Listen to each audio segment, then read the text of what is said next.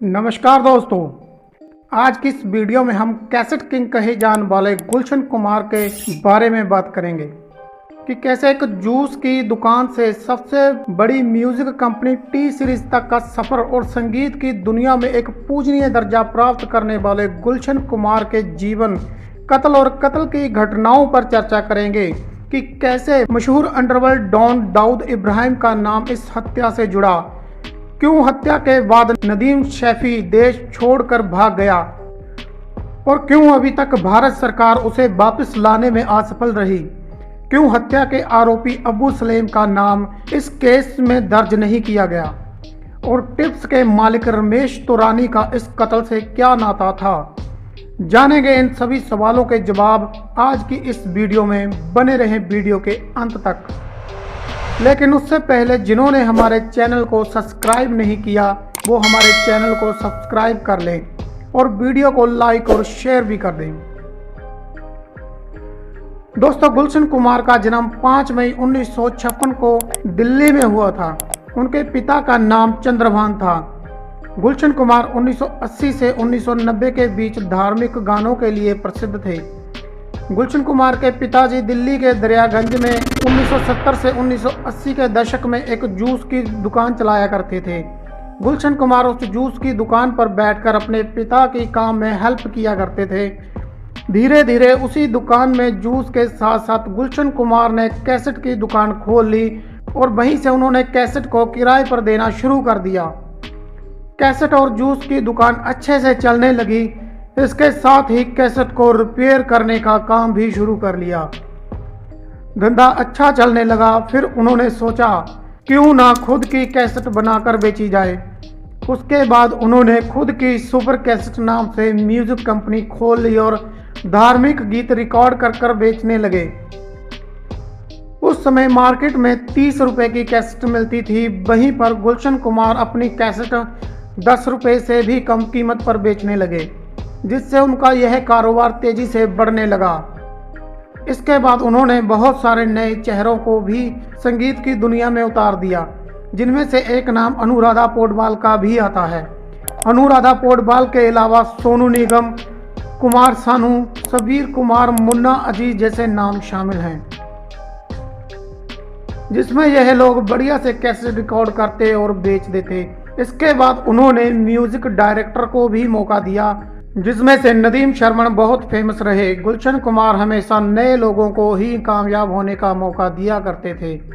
संगीत की दुनिया में आगे बढ़ते हुए उन्होंने दिल्ली छोड़कर मुंबई जाने का फैसला कर लिया। मुंबई जाने के बाद सुपर कैसेट नाम बदलकर हो गया टी सीरीज।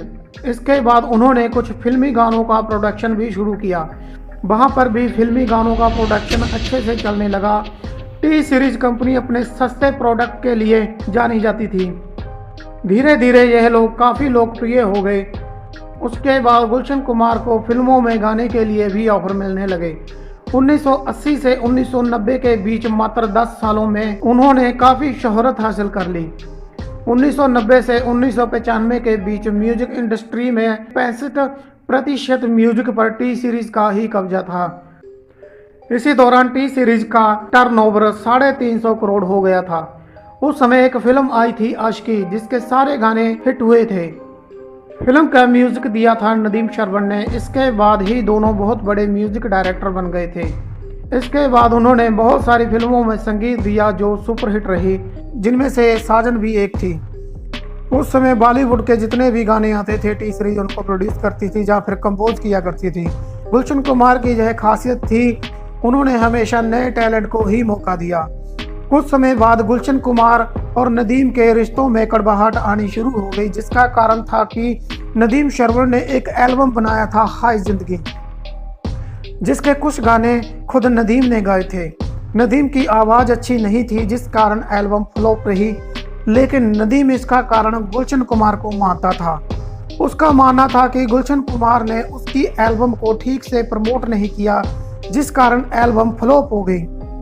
नदीम और शर्मन ने जब यह देखा कि गुलशन कुमार उनकी मदद नहीं कर रहे हैं, म्यूजिक इंडस्ट्री में उनके गाने प्रमोट नहीं कर रहे हैं, तो उन्होंने इसके लिए गुलशन कुमार पर दबाव बनाना शुरू कर दिया।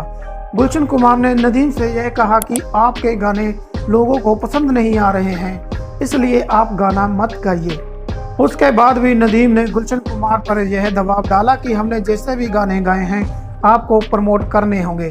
गुलशन कुमार ने नदीम की बात मानने से इनकार कर दिया। नदीम ने अपने गानों को प्रमोट करने के लिए गुलशन कुमार पर दबाव डालने के लिए अंडरवर्ल्ड की सहायता मांगी। उस समय दाऊद इब्राहिम का नाम बहुत चर्चित हुआ करता था। दाऊद इब्राहिम से नदीम की अच्छी जान पहचान थी। नदीम ने दाऊद इब्राहिम द्वारा भी गुलशन कुमार पर दबाव बनाने का प्रयास किया। उसने अंडरवर्ल्ड से कहा कि गुलशन कुमार पर प्रेशर बनाया जाए ताकि वो हमारे गानों को प्रमोट करे। अगर वह हमारे गानों को प्रमोट नहीं करता तो उसे जान से मारने की धमकी दी जाए। दाऊद इब्राहिम ने इस काम को करने के लिए अपने एक गुर्गे अब्बू सलेम को चुना और उससे यह कहा कि तुम गुलशन कुमार को धमकाओ। उसके द्वारा 5 अगस्त 1997 को धमकाना शुरू किया गया। अब्बू सलेम ने फोन करके गुलशन कुमार को नदीम के गानों को प्रमोट करने को कहा। गुलशन कुमार के भाई किशन कुमार उसकी सभी बातों को सुन रहे थे जब अब्बू सलेम फोन पर गुलशन कुमार को धमका रहा था। जब अब्बू सलेम फोन पर गुलशन कुमार को धमका रहा था, उसने गुलशन कुमार से फिरौती के तौर पर 10 करोड़ रुपए की मांग की।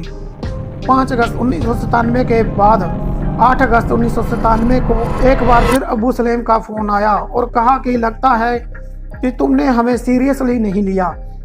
ना तो तुमने हमें पैसे दिए हैं और ना ही तुमने नदीम के गानों को प्रमोट किया है। हमारी बात ना मानने का अंजाम बहुत बुरा होगा। अब्बू सलेम को लगा कि अंडरवर्ल्ड से गुलशन कुमार को किसी प्रकार का कोई डर नहीं है। उसके बाद गुलशन कुमार को मारने की रणनीति बनाई गई। गुलशन कुमार जब भी मुंबई में होते थे रोज 1 या 2 बार जीत नगर के मंदिर में पूजा करने जाया करते थे। इस मंदिर से उन्हें बहुत लगाव था। इस मंदिर पर गुलशन कुमार ने अपने पैसों से मार्बल और टाइल्स लगवा कर बहुत विकास किया था। 12 अगस्त 1997 को गुलशन कुमार 10:15 बजे के करीब मंदिर जाने के लिए घर से निकलते हैं। जब वह उस मंदिर में 10:40 पर पूजा कर सीढ़ियों से नीचे उतर रहे थे तो अब्दुल रऊफ मर्चेंट अपने 2 साथियों के साथ वहीं पर खड़ा था। अब्दुल मर्चेंट गुलशन कुमार की तरफ पिस्तौल तान कर कहता है कि बहुत हो गई पूजा, अब ऊपर जाकर पूजा करना। इसके बाद वो गोली चला देता है। गोली गुलशन कुमार के सिर को छूकर निकल जाती है। गुलशन कुमार बचने की कोशिश करते हैं लेकिन तीनों लोग गुलशन कुमार पर ताबड़तोड़ गोलियां चला देते हैं। गुलशन कुमार को 16 गोलियां लगती हैं और वहां पर थोड़ी दूर एक टैक्सी खड़ी थी। वो लोग टैक्सी के ड्राइवर को बाहर फेंकते हैं और टैक्सी लेकर वहां से फरार हो जाते हैं। उन्होंने गुलशन कुमार पर 16 गोलियां दागी। गोली लगने के बाद गुलशन कुमार की वहीं पर मौत हो गई। जब उन्हें हॉस्पिटल ले जाया गया तो वहां पर उन्हें मृत घोषित कर दिया गया। अब्दुल मर्चेंट ने अब्बू सलेम के कहने पर ही गुलशन कुमार को मारने की सुपारी ली थी। गुलशन कुमार के मरने के बाद जब अब्दुल मर्चेंट को गिरफ्तार किया गया तो उसने बताया कि गुलशन कुमार को मारने के लिए टिप्स कंपनी के मालिक रमेश तुरानी ने 25 लाख रुपए दिए हैं। हाल ही में अब्दुल मर्चेंट को दी गई उम्र कैद की सजा को मुंबई हाई कोर्ट ने बरकरार रखा है। मुंबई हाई कोर्ट का यह कहना है कि अब्दुल मर्चेंट ने किसी के कहने पर गुलशन कुमार को मारा था। वह अपनी मर्जी से उसे मारना नहीं चाहता था। गुलशन कुमार को मारना तो रमेश तुरानी, नदीम और अंडरवर्ल्ड चाहता था। नदीम और अब्बू सलेम को पकड़ने के लिए पुलिस गई तो पता चला कि गुलशन कुमार की मृत्यु के तुरंत बाद ही नदीम यूके चला गया। 1997 से लेकर आज तक वह भारत लौट कर नहीं आया। नदीम को आज तक इस केस में सजा नहीं मिल सकी है। प्रत्यर्पण संधि के तहत ही नदीम को आज तक भारत नहीं लाया जा सका क्योंकि उसके खिलाफ सिर्फ एक ही सबूत था कि गुलशन कुमार के भाई कृष्ण कुमार ने सिर्फ फोन पर ही यह सुना था कि नदीम को प्रमोट करने के लिए अब्बू सलेम फोन पर कह रहा था। इसके साथ अब्दुल मर्चेंट का भी यह बयान है कि 5 अगस्त 1997 को गुलशन कुमार को मारने का फैसला नदीम की हाजिरी में दुबई में लिया गया था। इस गवाह को भी प्राप्त नहीं माना गया जिसके कारण आज तक नदीम फरार है। अब सवाल उठता है कि अब्बू सलेम को आज तक सजा क्यों नहीं मिल सकी। इसका जवाब है मुंबई में 1993 में दंगे हुए थे। उन दंगों का मुख्य आरोपी दाऊद इब्राहिम था। दाऊद इब्राहिम अपनी सारी घटनाओं को अंजाम देने के लिए अब्बू सलेम की सहायता लिया करता था। अब्बू सलेम दाऊद इब्राहिम का राइट हैंड था।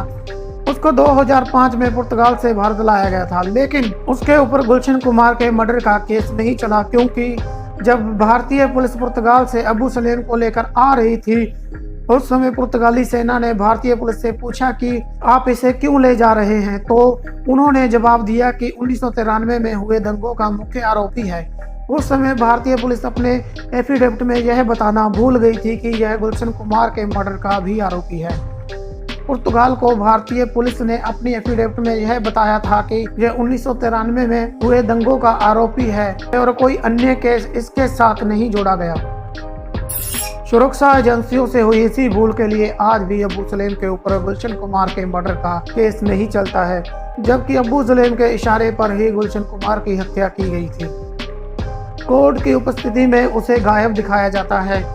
इस घटना के और किरदारों के बारे में देखा जाए तो रमेश तौरानी के ऊपर पुलिस द्वारा चार्जशीट दायर की गई, लेकिन वह गवाहों के अभाव के कारण छूट गया। नदीम भारत छोड़कर चला गया।